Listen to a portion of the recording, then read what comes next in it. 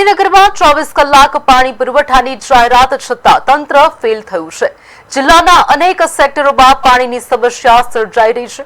ખાસ કરીને સેક્ટર 29ની મહિલાઓએ જણાવ્યું કે તેમના વિસ્તારમાં પાણીની ગંભીર સમસ્યા છે।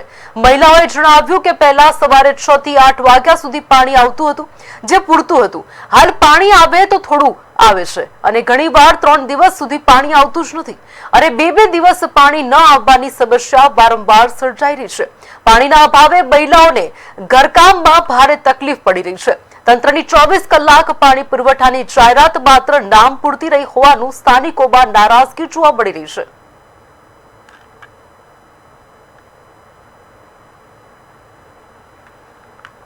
अनेक सेक्टरों में पानी की समस्या है। गर्मी हजू अर्धा दिवस थया छे। गर्मीना अने पानी की समस्या है।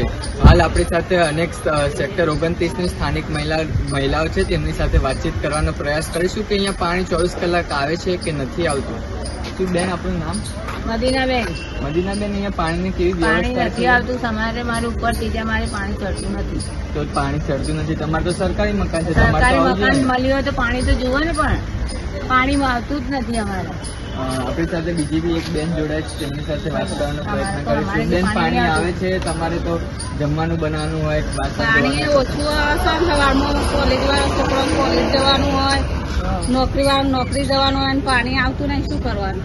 તો તમે અહીંયા કોઈ સ્થાનિક લોકો જે તમારે અહીંયા કોર્પોરેટરે કોઈને કમ્પ્લેન કરી છે કે કશું? ના, કમ્પ્લેન નથી કરી।